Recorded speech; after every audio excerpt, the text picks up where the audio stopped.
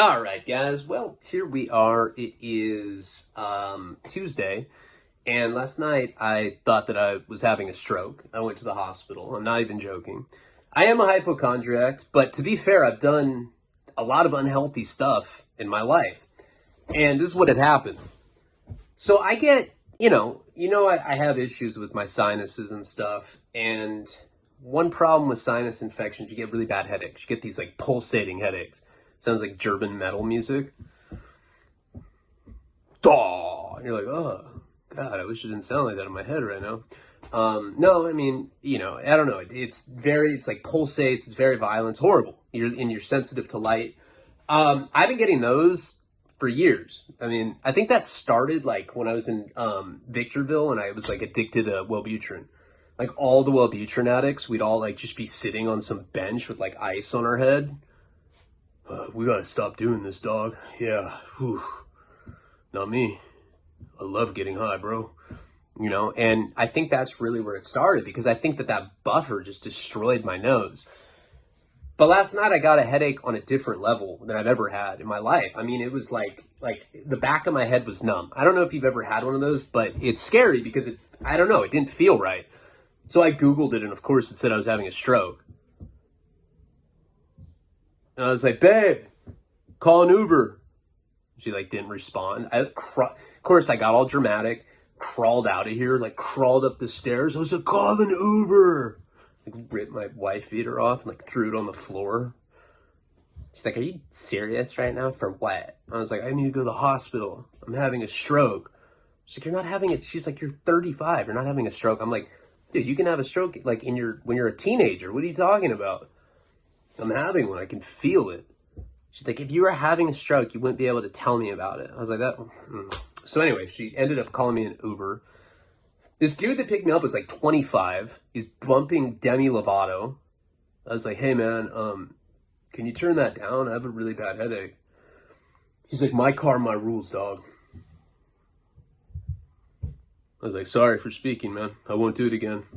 I like looked out the window. He did turn it down, but he really did say that. He was just joking, but it was like inappropriate. I'm like, bro, you're taking me to the hospital. Like, I don't want to hear your jokes right now. We get there. He like helps me out of the car. Felt like I was like 80 years old. I forgot my mask, so I try to walk in the lobby of the hospital. Hey, no mask, no health care. I was like, dude, I'm having a stroke. They're like, you need to wait outside, sir. I'm like, you don't have an extra mask? You can give me this at a fucking hospital. If there's anywhere in the world that I think you'd have a surplus of masks, because it would be here. And then some dude finally came out and brought me one. He's like, hey, man, you can have this one. I was like, is it used? It was like wet. I was like, what the fuck? Put that on. So anyway, I end up, of course, waiting. I hate hospitals. I wait in the waiting room for like, because they assess you when you first get there. You're like in line. There's like an Indian with an arrow through his skull. He's like, hey man, you mind if I go first? I'm not feeling good. I'm like, fuck, I don't have any visible trauma or anything. I was like, I just have a headache. I sound like a straight pussy. I take your vitals. They're like, oh, you're good, man. Your blood pressure's good. Pulse is fine. You're a little overweight, according to the BMI. I'm like, hey, man. And then they made me wait. And then, dude, like 6, 7 hours. I swear it was like 7 hours goes by. My phone dies. I'm just sitting there, like staring off into space. You wanna fuck? Not now, Mandy. I'm bored. I'm not bored enough to have sex with you again. Finally, the doctor calls me back there. He's wearing like a astronaut helmet. Not that. I don't know what he like. I don't know. I haven't been in the hospital COVID era, but it was like some biohazard outfit. I was like, God, this does not make me feel better right now. Check my pulse again. He's like, I think you're fine, bro. We'll give you an ibuprofen. I was like, the strong kind? He's like, the strong kind. I was like, thanks, man. He's like, now listen. if you have a headache again, you come back here. We're happy to charge you $1,800 to come here so we can take your vitals, give you an ibuprofen. I was like, okay, cool. And so I left. I showed up here at like 9 in the morning. Karina was all mad at me. She's like, so, did you have a stroke? I was like, yeah. She's like, really? I was like, yeah. I have to go back next week to get a stroke class with other people that have had strokes recently. She's like, you're such a bitch. I'm like, yeah, well. She's like, you just want to get out of the dishes. I was like, the dishes? I was like, dude, I thought that I literally thought I was like gonna die. It was a bad headache, but it was like basically like my head feeling numb. I'm a hypochondriac. I don't know.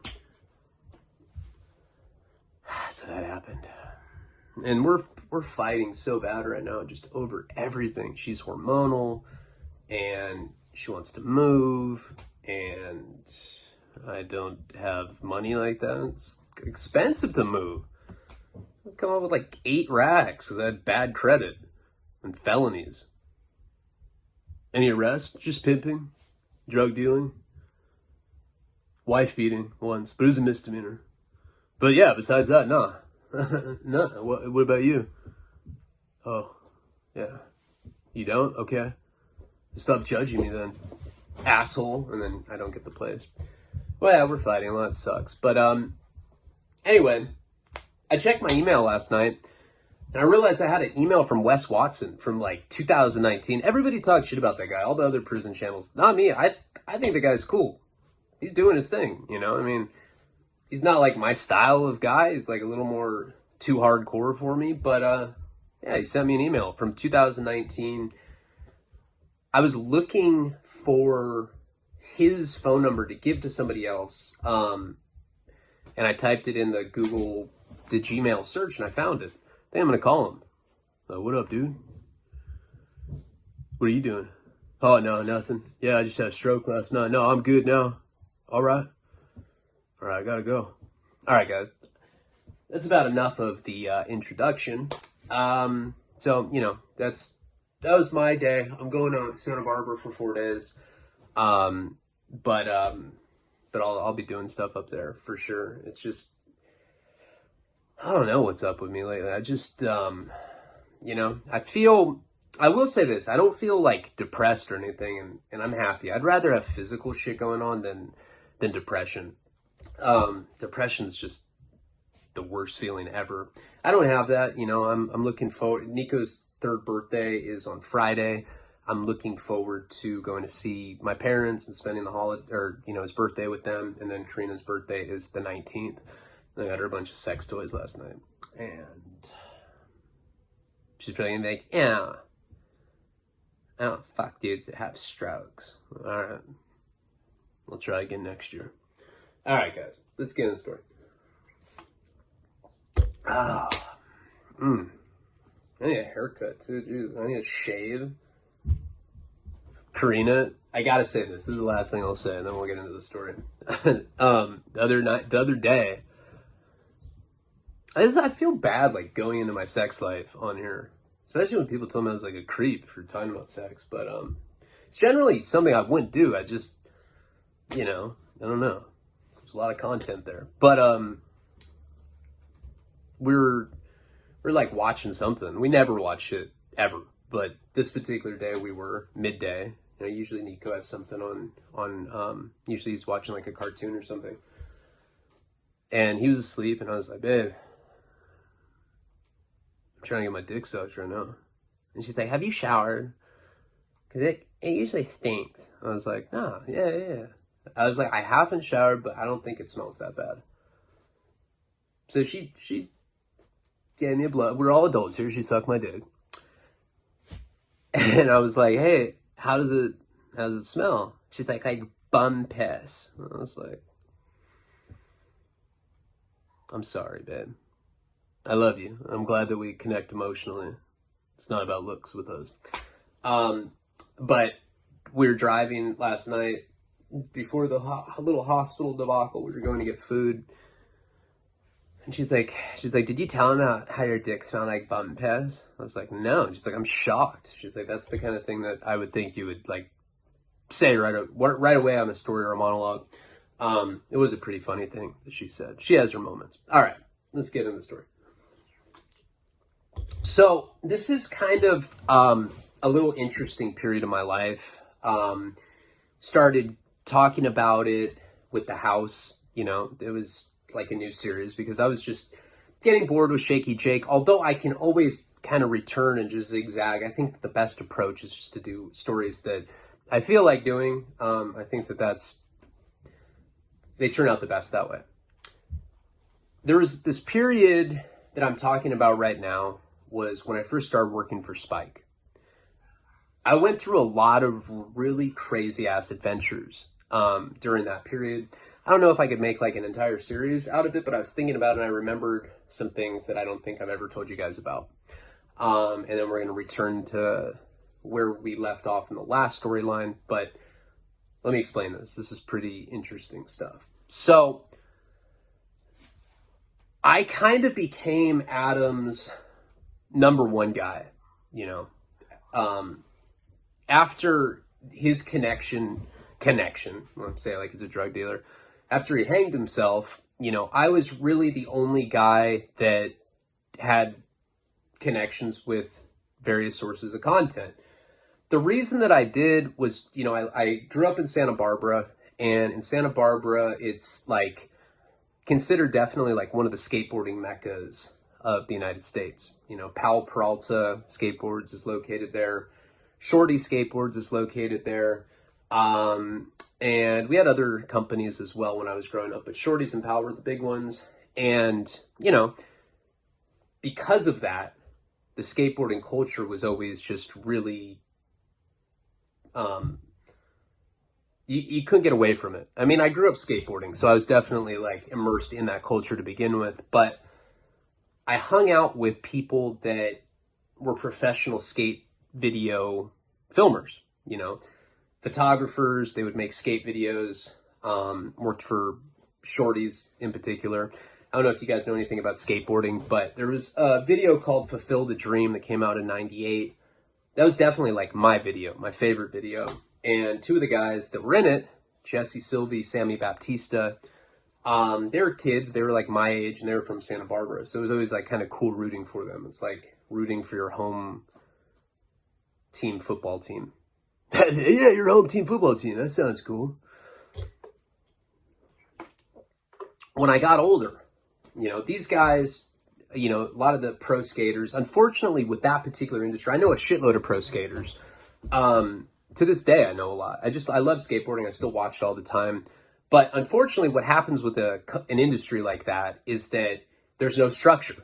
You know, it's kind of like when you're a rock star. Or, you know, when you have any job where you basically do a lot of touring, you know, you don't have to go work 9 to 5 in an office.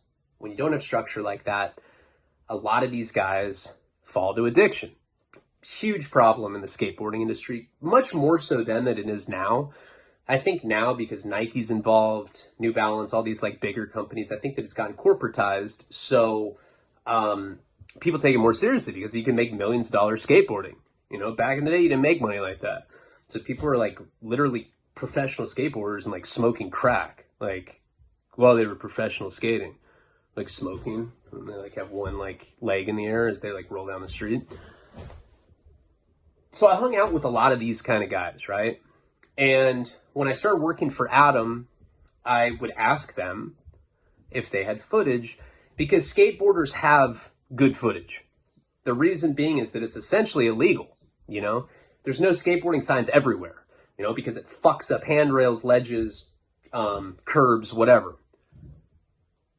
So a big part of skateboarding is cops coming and kicking you out of places, arresting you, ticketing you, etc. A lot of times you're on private property and the owner will come and yell at you, you know, which makes for some very interesting footage. There's a lot of great clips in the history of skateboarding of people getting kicked off of properties, but it's just funny, you know. Sometimes they get in fist fights with the owners, whatever. I knew that that particular content would be attractive to Adam and would be attractive to Spike TV. And a lot of my friends who were pro skaters growing up and were kind of like into drugs now, because now I was like definitely a big fixture in the drug culture. I was selling Molly, selling all these club drugs. I still talk to them. And so I would ask them for footage. So in the beginning, a lot of the stuff that I got came from pro skaters or came from professional photographers of pro skaters. That combined with calling police stations and asking them if they had footage of, armed robberies, high-speed chases, whatever. Because I had the skateboarding culture stuff, because I had like fist fights, random shit like that, Paul getting set on fire, and all the skateboarding stuff, I was an attractive asset to Spike because it's hard to get stuff. You have to be like a certain kind of scumbag to have connections that can get footage like that. Like, you basically have to be a dirtbag. But like, enough of a normal person where you can interact with someone like Adam, who's kind of like a non-dirtbag. So when I took that position, at first it was really easy. I would call my friend. I don't want to say what his name is. We'll call him Eddie. My friend Eddie was a very well-known skateboarding videographer. He had filmed, edited the Fulfill the Dream skateboarding video. One of my pro skater friends hooked me up with this guy. And at first, he liked me. Now, just to give you chronology of when this time period was, this is right after I'd gone to the house, left that duffel bag with the 8 to 10 ounces, whatever it was, with the gay couple. And Kevin had come and bailed me out, got me back on my feet. Now I'm selling drugs. I'm living in hotels again in Santa Barbara, and I'm always having to get content. So I'm searching for it. Remember, I told you the hustle was like, you go buy it for $200 or $300 to somebody. You buy 10 clips. You have this person getting kicked out of this place. You have this person getting arrested. You have, this person being like, hey, dog, hey, after this is over, we should do some bro shop porn. We should fucking butt fuck, dog. I just had to throw something like that in. I was like, it became this constant need for having to attain footage like that. So a couple of my pro skater friends would have like maybe 2 or 3 clips like that, but then they'd run out. So one of them had suggested I meet this guy, Eddie, because he was this well-known videographer, and he had a shitload of archival footage. Boxes and boxes and boxes of tapes. Plus, he had edited and filmed one of my favorite skate videos of all time, so I was like really excited. Like, back then, that was like a celebrity to me. I'd like put sunglasses on and like practice what I'd say to him in front of the mirror. Yeah, I've always been a fan. Oh, no, a stroke? No, I've never had one. Oh, okay. I like take my sunglasses off, trying to think, what are you doing? I'm like, no, nothing. No, I'm taking a shit. What are you doing? That's what I thought.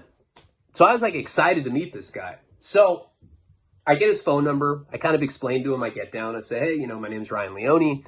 I am an associate producer for Spike TV, and I have money to buy non-exclusive rights for clips, and I'd like to come see you, meet up with you, see what you got. So at the time, he rented an office in downtown Santa Barbara in this really weird basement. It was like, there was like this door. So it was just like, downtown Santa Barbara, there's State Street. There was just some door like in a commercial area. Maybe there was like a clothing store there, and then there was just this door. Go into it, open it, and then there's this flight of stairs, and it goes down like 6 flights, and it's this underground bunker pretty much, this like basement office. And that's where he was working. It was really scary in there. I was like, hey man, there's not any tarantulas down here, are you? He's like, oh yeah. I don't care though. Keeps me creative, He was a weird guy to begin with. And the first night I met him, it became apparent to me that he was an alcoholic. I wasn't an alcoholic yet, but I was definitely strung out on heroin. I remember I had I had the worst acne you could, my whole face looked like crushed up raspberries. I looked like the dude from the Goonies. I was like, hey man. He's like, you work for Spike? He was all drunk. He was like sitting cross-legged in this dimly lit basement. I was like, yeah, I work for Spike TV. Nice to meet you. And I was like, let me see your footage. You know, I want to see what you have so I can see if you have anything that's acceptable for me to buy that I can present to them. I'll cash you out right here. That was one of the advantages and one of the reasons why I was able to sustain that job is because I was a drug dealer. So I had the money to buy the clips and then I try to sell them and I'd make a lot of money. You know, maybe I buy 10 clips, $300 a piece. You know, maybe I'd sell 3 of them for $2,000 a piece, right? I was making good money. So he starts showing me these clips. Now, my first impression of this guy, like I said, was that he was weird. First of all, it was in this dimly lit basement. He sat there with these like TV computer monitors, just watching footage all day, every day. I felt like I was like in a Batman comic book and I was like chilling with the Riddler or something. It was weird. And he'd just sit there like drinking like his gin and tonic. And he'd make like, you know, the sipping sounds. He's like, I love this part. And it's just, you know, this a luminescent glow from the monitors. And I'm just watching him watch these whack-ass clips. Like, the clips he was showing me were bunk as fuck. He's like, wait. Watch the sidewalk. You see it turn into gravel? Pretty extreme, right? Sip his gin. Now, I felt uncomfortable being in this dimly lit room with him because when I first called him to have me to meet him there, he met me at the front, shook my hand, whatever, and then took me down this 6 flights of stairs, down to this little basement office thing, and just sat right in this chair. He pulled one up for me, like he had this like folding chair that he pulled up. I was by myself. I wasn't with Jenny that night. And he's just sitting there drinking, watching these boring ass clips. I was like, what are you doing right now? He's like, watching clips. What are you up to, bro? Right away, I was like, there's something up with this dude. This guy's weird. I was like, hey, and then I started getting scared. I was like, fuck, I'm in like Buffalo Bill's like brick chamber right now. I'm like, hey man, our pro skater friend, I'm like, hey, you know, our pro skater friend told me that you might have some clips that I can sell to Spike. Remember, that's why I'm here. He's like, let me tell you something, man. Let me fucking tell you. And he like slams his drink down on the desk. He's like, let me tell you something right now. This year, I got into the Santa Barbara Film Festival. Yeah. For a skateboarding video that I made, a skateboarding movie that I directed, I edited, I produced, I did everything. I met this girl, right? You like girls, right? I swear to God, he said that. That's not me making a joke. He's like, you like girls, right? We're in a dimly lit room. I'm in a folding chair. I've never met this guy before this. And he's like asking me, he's like, you like girls, right? I was like, yeah. Girls are cool. He's like, me too, man. This girl's tits. Humongous. She had mermaid tits, bro. Mermaid tits. Grabs his drink. He's like shaking it. He's like, I met her at a bar. Right? She told me she wanted to be in the movies. So, I had these tickets to the festival because my movie's in the festival. She asked me if she could have them. So I gave them to her. And then do you know what happened? So, and I don't remember if I was on crack at that particular moment. I just remember being really weirded out by this. So tell me this like completely, and this is like exactly the way he told me the story. Oh, did you sleep with her? He's like, no. Never heard from her again, man. And then she fucking used me. Then he gets his drink. I swear, dude, this is like, this has really happened. I know this sounds so fucking weird. He's like, she left me. I never heard from her again. He gets his like gin and tonic. There's probably like this much left. And he starts pouring into his lap. And he like kind of, I'm like, are you all right? He's like, yeah. I just, fuck, man, it hurts. It hurts your balls, you know what I mean? I was like convinced that, I'm like, this guy's gonna kill me. For sure. I was like, hey bro, I gotta go. He's like, you want gin? I was like, no. I need clips, you know? I was under the impression that you had like an abundance of clips. Stuff you've shown me, just to be completely honest with you, kinda, is just not, you know, it's not really of what I need. He's like, well, what do you need? He like gets up and like just brushes the ice off his crotch. Now he's standing up, right? He's like, what do you need? I'm like, well, you know, I need kids getting arrested skateboarding, fist fights, graffiti, nightclub stuff. You know, this is for wildest moments caught on tape, this kind of stuff. He's like, what about this? And he like puts this mini DV on the deck. And it's this whole video of kids getting arrested, skateboarding, exactly what I needed. I was like, dude, how much do you want for these? I'll buy all of these. You know, there's probably, if I had to guess, there's probably like 12 different clips. It was good stuff, you know?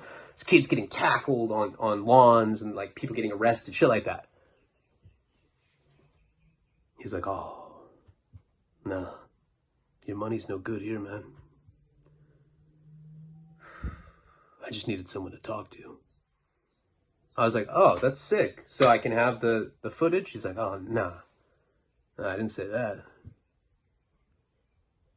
I was like, well, what the fuck am I doing here? You had me come here because you're lonely? Is that it? He's like, I'm wasted, man. I'm real drunk. My crotch hurts. I'm gonna see you out. This is a bad idea. You know, tell so-and-so, the pro skater, that I said sorry. I was like, okay. And so I walked in front of him up these flights of stairs. The whole time, I don't remember if I was like on crack or anything, but the whole time I was like, damn, at any moment, this guy could stab me in the back of the fucking, in my back with a hunting knife or something. He seemed like that kind of weirdo. The most bizarre shit, right? So I left and I called my pro skater friend. You know, I remember leaving too, and he like closed the door. There was it was like, you know, there's like a glass window on the door, and he just kind of like stood there and like watched me go down the street. So I'm like, sip from some cup again. I was like, what the fuck? So I called my friend. I was like, hey man, dude, what's up with your boy, man? Straight weirdo. He's like, yeah, he's an oddball for sure. I was like, dude, I thought I might not come out of there alive, dude. Thought the guy, that guy creeped me. He creeped me the fuck out, you know? And so my pro skater friend was like apologizing to me, whatever. And I didn't see this editor, Eddie, again for a while. Okay, that was the first time I met him. It's actually interesting about him. I can go way into stuff with this guy because he's the guy that took me down to meet Zach and Antoine Dixon. So weird, dude. But so that was like, I've kind of like dried up my resources at this point, right? I mean, I was out of like getting clips. Like I couldn't really get them anymore. My drug addiction was getting really bad. I would spend a lot of my time throughout the day getting on the phone and calling, you know, police stations. I call them in North Dakota, I call them in Wisconsin, Arkansas. Hi, my name is Ryan Leone. I am an associate producer over at Spike TV. How are you doing today? Great. Yeah, I'm just buying non-exclusive right clips from various police stations because we're making a television show called Wildest Moments Caught on Tape. We basically pay you a very nominal fee, a couple $100. You license out the clip for us to use, in perpetuity, but we do not own the rights. You maintain the rights. Now, a lot of these police stations, in my opinion, I don't know for sure. You know, I was on a lot of drugs back then. But if I had to guess, I would say that a lot of these police stations were not authorized to sell the stuff that they were selling. Like, I think I, like, hit a receptionist. And then she, like, played bingo or something with the money. Because a lot of times, I was not dealing with police. I was dealing with secretaries, shit like that. Well, where would these clips be? You know, and I'm like, well, you know, there's generally archives in the evidence room, you know, in the police station. I don't know where you're located, but you can generally go look at archival footage that you guys have in evidence, you know, and I was able to get it quite a bit. And the thing is I made relationships with a lot of different police stations, you know, because I was doing business with them. And then they would call me if they had new stuff like that. It got to a point, you know, I don't know how long I've been doing it now, where I just ran out. You know, I couldn't get stuff from my pro skater friends. Going to see that editor guy, Eddie, was kind of like one of the last attempts that I'd made. It was weird because he had good footage, but he wouldn't sell it to me. I got the impression that he was just a weirdo and that he just wanted to be around people, you know, whatever. So I was willing to, like, spend more time with him if that meant that I was going to get clips, because this was not, you got to realize, like, I was making great money selling drugs at the time, but this was my ticket into legitimacy. I don't want to be a drug dealer my whole life. You know, I want to be a producer. You know, I wanted to be in the entertainment world. Like, I don't know. I was into that kind of stuff, and that's what I wanted to do. So Adam starts getting mad, you know, because I'm not coming up with the amount of clips that I used to come up with. I used to bring him 7, 8, 9, 10 clips at a time. Now I'm bringing him like 2. One of them's like a fucking sidewalk turning into gravel. I was like, I don't know. I was told it was extreme, bro. I was like, what the fuck is this? He would yell at me, you know, and he would call me and scream at me. He'd be like, I didn't sell anything. I can't do anything with you anymore. You are a fuck up. You are a drug addict. Right? And this is around the time that he had me go down and talk to Aaron's mom. But that's after what I'm about to tell you. Something happened before that that's pretty interesting. So around that time, as you know, the story with Cop Busters, I was getting pulled over all the time. All the time. And it was illegal search and seizures. I was not on probation. Leone, get out of the car. Hands behind your back. I'm like, dude, I'm not even on probation. They're like, who are they gonna believe? Mr. Zitman or, you know, the Santa Barbara police? And I was like, fuck you. I dare you make fun of my acne. Have you arrested? I'm driving like an 85 Volvo. So I started filming that shit all the time. And back then, technology wasn't like it was now, where you could buy like a dash cam video camera for your car. I think everybody should have that because I don't trust cops at all. But they did have disposable video cameras. Do you remember at pharmacies back in the day, you could buy those little like paper phones? They're basically like disposable. Where's my vape? I'm just thinking I like need to hit my vape. Oh well. Fuck.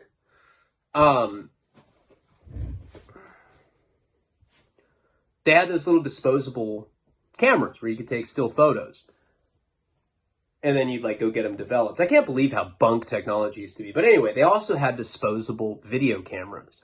Probably nobody ever used them because they were so shitty. They look like really like pixelated, very grainy, very bad quality. They're like $15, $20 at, you know, the pharmacy. So what I did is I bought one of those, and that essentially became my dash cam. When I would get arrested, when I would be detained, I would take footage of it. You know, hopefully it'd be something good that I could sell. Now, the quality wasn't very good, but the thing is it made it look really authentic because of the grainy nature of the film. I don't know if I ever had told you this story, but this kind of segue into what happens with this. But there's this one time that we were going up to somewhere in Northern California. I don't remember where. I was strung out on shooting coke at that point. I don't even know which time period this was. But I mean, it had to have been somewhere around there. I don't have it on film or anything, but Jenny was doing bumps. You know, she had a bag of coke, probably had like, I don't know, like a couple, like a quarter ounce or something. And she's taking little key bumps while she's in the passenger seat. I'm driving. Been up for like 3 days at this point. We have Molly in the trunk, probably a couple pounds, whatever it was. I was like, here, give me a key. So she tries, but she's so coked out that her hand's shaking and like powder's like spilling everywhere. And I'm all like agitated and coked out. So I was like, here, just roll up $1 and I'll just stick it in the bag. So, oh yeah. It was in a gram bag, you know? I think that what it was is that what we used to do, I remember like what our method was we'd have like a bigger bag, take some out, and then we'd like put it in a gram bag and like crush it up. So it was like powderized, you know? So it wasn't like rocky. That way, anytime you need to do it, you just pour it out really quick, you know, put in our bullet, whatever. So this was actually in a gram bag. It wasn't like a quarter ounce or anything. I remember that's like what we had though. And we were driving and she rolls up $1. She hands me the gram baggie. I stick the $1 rolled up bill inside the gram bag and I just kind of like inhale, you know, sniff a little bit. Well, I didn't realize it, but I sniffed like the entire bag by accident. I didn't mean to do that. Like, it's probably one of those things where I like had a booger in my nose. So I was like had to snort like hard to get anything to come up. And the booger like shifted and like went up there somewhere. And then all of a sudden the entire bag just goes in my nose. I was like, oh my God. I was like, I'm dying. I'm having a heart attack. This is before I even got a drip. She's like, oh my God, you just snorted all that? It was like a gram. I was like, and I was, it was probably more like me just kind of tripping, making the whole situation worse. But I was convinced that I was going to die, you know? I was like, oh, I can't breathe. I can't breathe. She's like, if you're talking, you can breathe. I was like, oh, I'm like grabbing her. I'm like, help me. As this is going on, me thinking I'm dying, cop gets behind us, swerving and shit. He sees me just going like from like lane to lane because I'm like, think I'm having a heart attack. Lights going, boo! Pull over. We're on the highway. I was so coked out that I pulled on the median, not the shoulder. Like I pulled in the center divider. He's like, the other side. I was like, oh my God. Like it already made me look horrible that I pulled over on the meat. Who the fuck does that? My dad did that once when I had my breakdown with the Norteños. But I was so coked. Like it's the worst time to ever get pulled over. Like we had drugs in the back, in the trunk. I just snorted like an entire gram. I'm like sweating profusely. I probably smell like shit. There's like dry sperm all over me. But he was like some old man. He was like, hi, how are you doing? And he was like, whatever. He just like was oblivious to the fact that I was like as high as Robert Downey Jr. was in his worst, and he let me go. The reason I told you, like I got out of that. I like talked my way out of it. I've done that a lot throughout my life. But that particular time, if I had had that on camera, think about, so that happened for sure before I got on the disposable camera, because stuff like what I just said, just a little weird thing, happens so frequently. If I had it on film, it would be good footage. So that's why we ended up having the, getting the disposable camera to capture moments like that. So now we have it in the car at all times. I'm getting fucked with all the time. Every time a cop pulls me over, we start recording it. I wish I still had some of this footage, No idea what happened to it. But I start coming up with the idea because Adam's really giving me a lot of shit. You know, I'd gotten the camera thinking that I'd be able to get footage, but sometimes I just get pulled over. They'd fuck with me. It was like the most boring footage you could possibly imagine, you know? I was just hoping something like that time where I got pulled over on the wrong side of the median, something like that would get picked up on camera. So I just had this revelation one day, and I was like, wait a second. What if we just make fake footage? A lot of this footage that we buy, the armed robberies and the car chases and shit, they aren't that exciting. It's just because of what's happening. It's just because you see somebody coming up with a gun and a ski mask at a cash register. Because of the nature of what it is, they buy it and put it on TV. I was like, we could do that. It wouldn't even be hard to do that. So Jenny was like, you know, she kind of just went along with whatever I said. I think she actually thought that was a genius idea. Problem was we didn't have a video editor, and this is where I had to hit up Eddie again. So I hit up Eddie, the weirdo that I'd met in that basement type office. And I'm like, hey man. He's like, oh, Tony? I was like, no, it's Ryan. He's like, sup, Tony?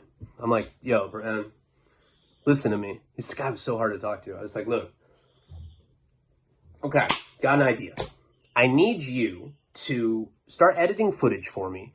I need you to make it look like it's a security cam footage. So all you need to do is like put a title card and say like security cam 1, put the time and the date, and put scrolling numbers, just like a real security cam.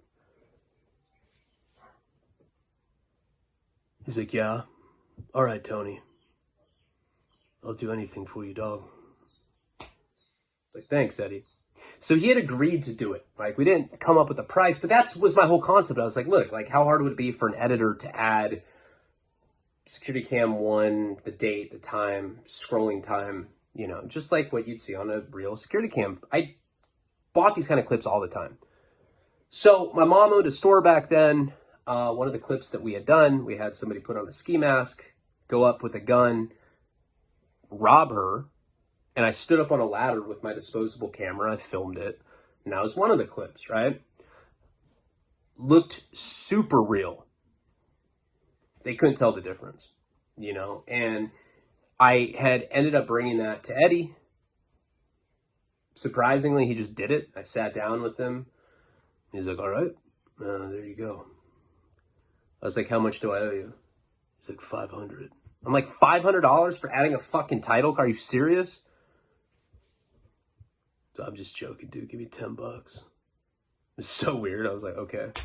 So after that, the point of all this is this. So now, you know, I send the first one that Eddie had edited, I gave to Adam. Adam calls, like I send it to him. FedEx, I had a FedEx account with him. Sent it, overnight it to him. There's like a deadline. He calls me, he's like, oh my God, it's great. I'll give you $3,000 for this clip. So this is amazing. Keep sending me stuff like this. This is a completely fake clip. I was like, all right. It was like this whole light bulb thing had gone off now. It just started snowballing. I started coming up with like all these creative fucking ideas. I thought I was like the Spielberg of like cinematic fraud or something. I started like recruiting all of my friends, you know? I was like, all right, guys. This one, we're going to pretend like it's a gay bathhouse. All you guys naked, all you guys sucking each other's dicks. I'm going to come in with a machete. I'm going to fucking rob you fools. My homies are like, yeah. Yeah, fuck yeah. All right. No, I never did that one. But, you know, it started being like make-believe. We'd like make these little sets and make fake footage. So, Jenny and I are staying at a hotel. We did all sorts of videos. Like, we'd go behind grocery stores and we'd film security cam footage that looked like people were, like, trying to rob stuff off a loading dock. Like, take crates full of, like, packages and then, like, you know, the store guy comes out like in his apron. He's like, what are you doing? But it's all silent. So it doesn't even require acting. It's just kind of like silent film stuff like that. And it was working, right? They wouldn't buy all the clips, but it didn't cost me shit to make these clips either. It was like super easy to do.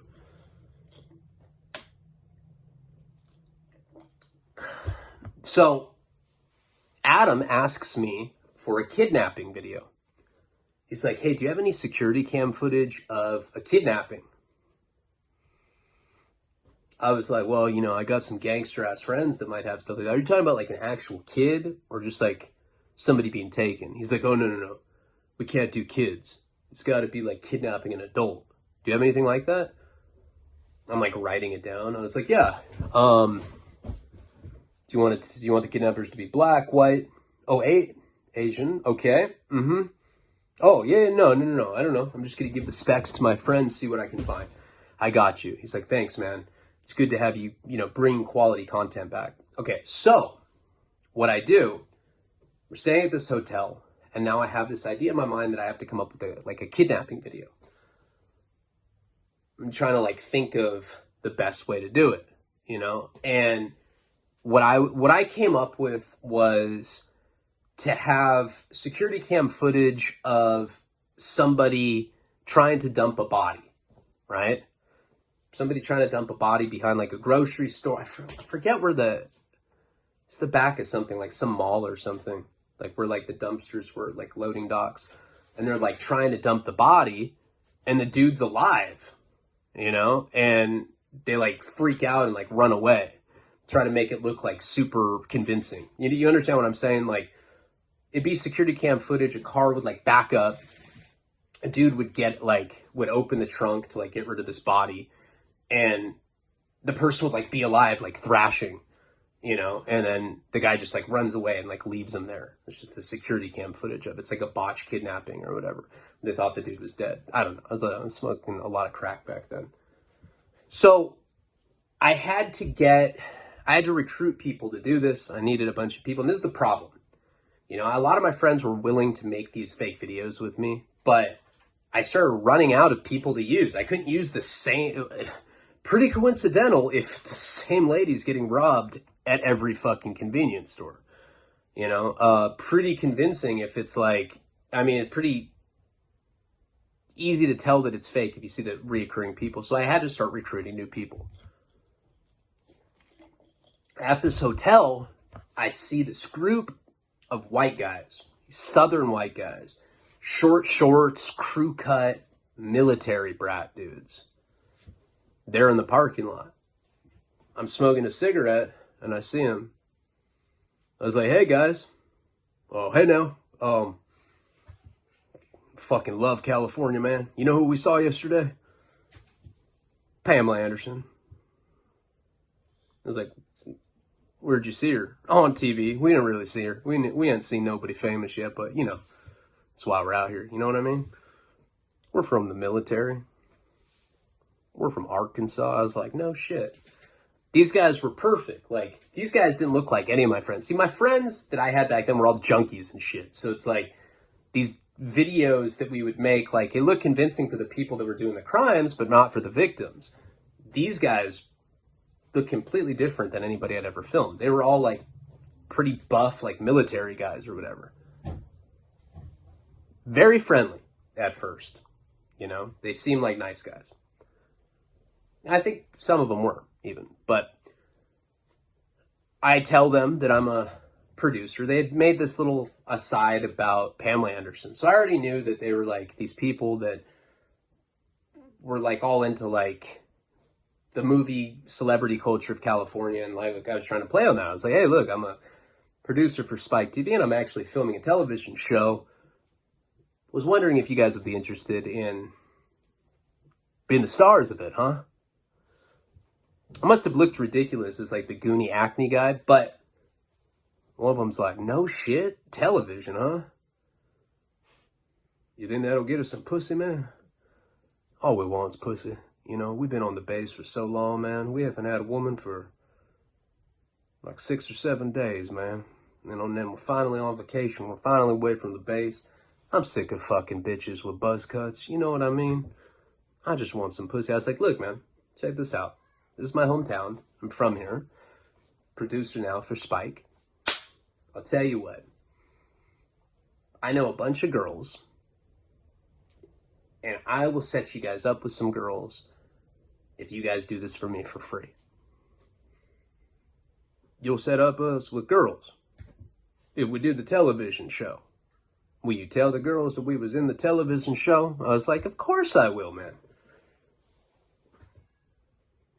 Look at each other, like high five. It was really like, you know, not my kind of dudes. So I end up going into the room with them, and they're all drinking, right? We start talking about drug testing, you know. I'm asking them if they get drug tested in the military, and they were calling it pop. Yeah, man, we pop, you know. Once in a while, you know, you smoke weed, you pop. And I guess that means you get it dirty. That was like the lingo that they were using. Pop. I remember that. This is, goddamn, man, this is like 16 years ago, and I remember that distinctly. That's what we were talking about. But I sit down on the bed, and I don't know why, but I got a bad feeling about these dudes once I got in the room with them. You know, parking lot was one thing, you know, it was kind of like the niceties, whatever, kind of got to know them. First 10 words that they told me about was pussy, which, like, whatever, you know, it's like, I may joke about stuff like that, but, like, in real life, I don't talk like that, you know what I mean? Like, I don't talk about sex with my friends, shit, like, this is buttholes, butt fucking, shit like that, but, like, you know, I was never the kind of guy that was like, yeah, man, I want to get some pussy tonight, bro, yeah, I was never like that. As all these guys are talking about, you know, oh yeah, you know, show us what one of these girls looks like by pulling out like kind of what one of them might look like, you know, like do they look similar to this? They're like showing me like a People magazine, like having me like point out celebrities that may look like the girls that I want to introduce them to. That's all they cared about was the girls. I was like, do you guys want to hear about the TV show? They're like, oh yeah, man, yeah, but you know, once you were talking about that Cashmere Bunny, man, that's all I can, you know, like, smelled his fingers. I was like, ew. So I was like, all right, guys, look, this is what we're going to do. We're doing Wildest Moments Caught on Tape. The producer wants a kidnapping video, but I don't have a kidnapping video. So what we're going to do is we're going to go to this mall. We're going to go to the back where the loading docks are with the dumpster. We're going to pull up in a car. This dude's going to be tied up. Two of you guys are going to come from each side, open the trunk. He's going to be tied up so you think he's dead. As soon as you go to pull his body out, he starts thrashing, and then you guys run away. So it's going to look like on camera that it was like a botched kidnapping.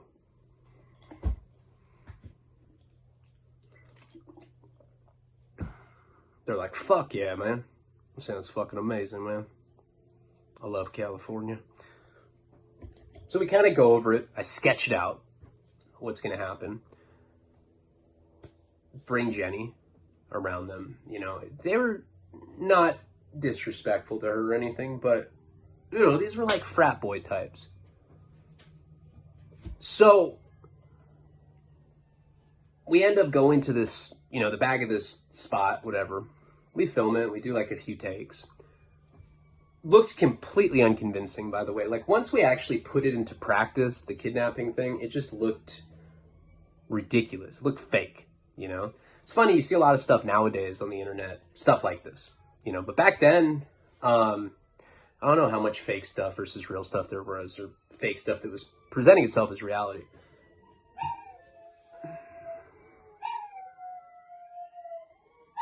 We filmed for like 4 or 5 hours, right? Hold on. We filmed for like 4 or 5 hours, you know, just take after take after take. This is the thing, like with those disposable cameras, it's not like you can keep like a bunch of stuff on there, you know? It's like you basically get to, I think you could like do like 5 or 6 clips, and then you have to start deleting them and start over or whatever. So I kept going over and over and over again, showing it to Jenny. God, hold on. This dog is just fucking out of control. Hey! Shh! See, they listen. So I keep showing it to Jenny, right? And she's just like, nah, this is like your worst work. This is mediocre at best, bitch. And I was like, God, what are we gonna do? She's like, I don't know. Maybe we should think of something else. Keep doing it, whatever. Finally, I get one that looks the best out of all the other ones that I've done. I don't know, it still looks pretty corny. Finish up. I end up going to the liquor store. I get them like a 30-pack. I think I got them Budweiser. Maybe Bud Light or something. No, it was Natty Light. Doesn't matter. Go back to the hotel. Now remember, we're staying at the same hotel. We're staying like adjacent from them. So we get back there, and we had all like piled into 2 cars, right? But we end up getting back at the hotel, meeting up there. One of them comes up. The guy that I first heard, I don't remember any of these guys' names. And he's like, all right, man. We did your work. We appreciate the beer. We want some of that bunny. We want some of that cashmere bunny, bro. Some of that pussy, bro. That sounds real nice right now. Now, I'm a man of my word, right? At that particular time, I was 22. I knew all the strippers in Santa Barbara. I knew a lot of escorts. And I knew a lot of hood rats, And so I just started making calls, And it was like, I was friends with a couple girls where like, it was like the kind of thing where I could just ask them for a favor, like, hey, I got friends in town. They're really trying to hang out with some girls. Can you come over here with a couple of your friends and just do your thing? And girls would do that for me. Back at that point, I was selling a lot of drugs. So these were the kind of women that I was around anyway. I wasn't paying them to do it. Again, it was like a favor. Like a lot of people try to stay on my good side back then, and I'm not proud of that looking back. Like, I never, it wasn't like exploiting them. It's just more like calling slutty girls that, if you know what I mean. So I end up connecting with this one girl. Her name is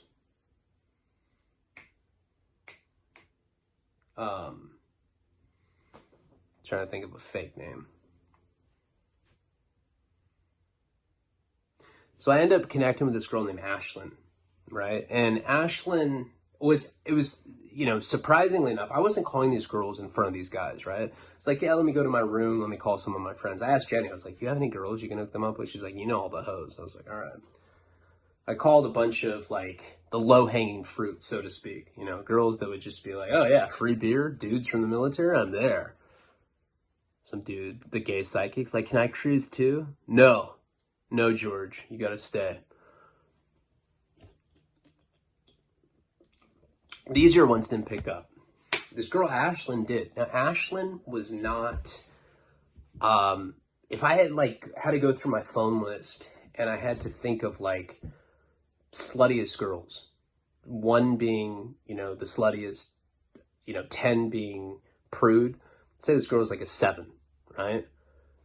I don't even know why I called her. And I knew her because she was friends with one of my buddy's ex-girlfriends. So it was like someone I didn't even know that well. It wasn't like these other people where I was calling like doing a favor. I call her. I'm talking to her forever. I was like, hey, it's Ryan. She's like, oh, hey. And this is not like what I was planning on doing initially, right? Initially, I was planning on, like I said, calling like slutty chicks I knew. And I was like, hey, I got some friends that are in town, military guys. There's 4 of them. And they're looking to hang out with a group of girls. I don't know if you're still single, but I'm just trying to hook them up. She's like, really? Are they good looking? I was like, they're fucking bomb-ass dudes, to be completely honest with you, kind of. I was like, yeah, they're like buff military guys with crew cuts. They talk like they're on King of the Hill, fucking fire, And she's like, She's like, well, actually, my friend Mary is in town from the East Coast. I think Boston, actually. And she had a couple friends with her. So there were 3 girls in total. And there was 4 of these guys. And she's like, actually, we were looking to go out and do something. I didn't know what we were going to do yet. I was like, great. Well,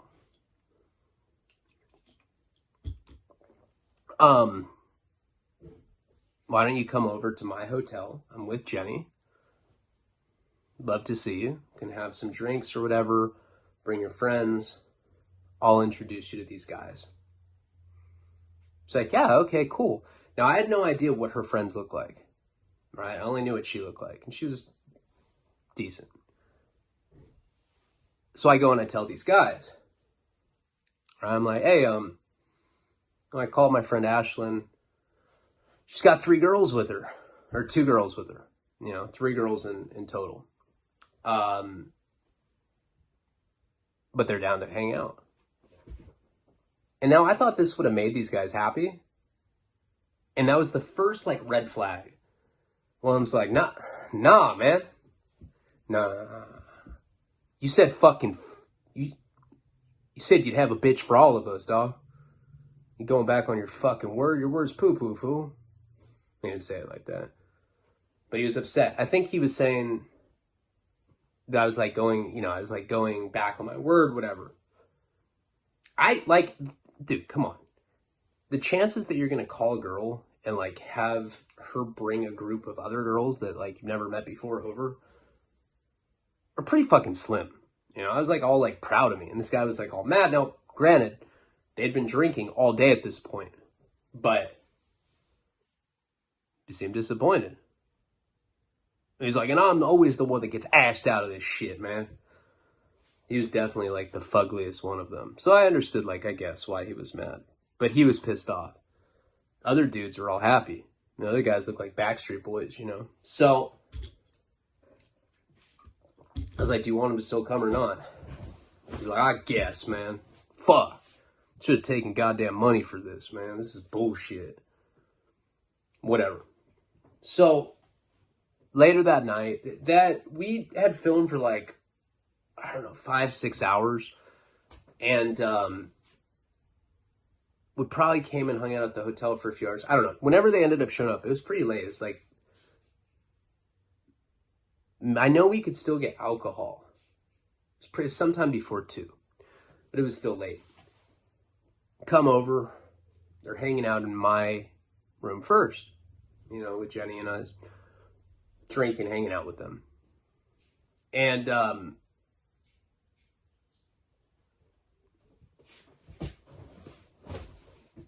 once I had met her friends, I already knew her. Like I said, she was my friend's ex's friend. I didn't know her that well, but she's a nice person. And the girls that she was with were super nice. And they weren't super slutty either. They were pretty normal women. Not drinking wildly. They didn't have Mardi Gras beads on. They weren't flashing me after they take a sip. And I really started being you know what? I don't know these fucking dudes. Shit. They did bad work for me anyway. I don't want to bring them over there. And so I tell Jenny that. I call her over to the bathroom. I was like, hey, I don't know. I don't like these guys. These girls are cool. I don't want to hook them up with them, And so I Jenny's like, well, just explain it to them so that it's on them. See what they want to do. So I tell the girls, I explain the whole thing, tell the whole story about how we met them, how we went and we did the video, whatever. Girls are like, we'll meet him. What's the worst that can happen? All right. I was like, stay here. I'm going to go get him. I got out of the hotel. I go knock on their door. They answer. They're all in these corny ass Civil War officer fucking outfits or something. It was some weird ass shit. I don't know. It was dress clothes, but like from the Civil War era and shit. It looks ridiculous. I was like, do you have any muskets too? And so anyway, we all kind of hang out. And honestly, once I saw them interacting, I felt just, you know, a lot better because, you know, I don't know. The guys, like, although they were like kind of like aggressive and kind of like frat boyish when I was with them earlier, once they got around girls, they all got kind of shy. So I was like, you know, I thought they were going to be these like aggressive, like alpha male type dudes with these girls, but they were actually pretty nice to them. So I felt comfortable with leaving them there. Go back to my room. Don't really remember what happened the rest of the night, but I didn't see anybody again. The next day, Jenny and I decided to move out of that particular hotel. And one of the things about that time period, like I said, we were getting ratted out all the time. So we constantly had to change hotels, you know, just to not stay in one place for too long, because Santa Barbara Police Department do parole sweeps. I wasn't on probation or parole, but, you know, they didn't care. They would just come and arrest me, detain me anyway. You know, they always treated me like I was on probation or parole, even if I wasn't. So we ended up moving hotels that day. We moved hotels, went to this other place that was like a few blocks away. Funny, I'm going to stay there tonight when I'm in Santa Barbara. The same hotel that we're talking about. So go there, kind of carry on with our day. That night, I get a call from Ashlyn. And she tells me that two of those guys had raped one of her friends the night before. I'm sure you saw that coming. Didn't happen to her. Happened to her friend from the East Coast. I think she was from Boston, right? She's like, these two dudes raped her in the bathroom. I guess they held her down and raped her. And she's like, you're responsible for that. I was like, how am I responsible for that? You know, of course I was upset by it. I fucking hate rapists. Right? I hate them. Someone's like, why are you always around such dirtbag people? I don't know. You know, I don't know how I run into people like that. But Ashton's like, well, you're going to have to do something about it. I was like, well, where's your friend? And she's like, she's here, you know? And she wouldn't get on the phone with me and talk to me. She's trying to tell Ashton, I was like, you need to get her to do a rape kit. And she's like, you need to handle this the old-fashioned way. I was like, fuck. It really was morally on me, you know? And we will get into what happens next in this saga, in the next installment. Palabra.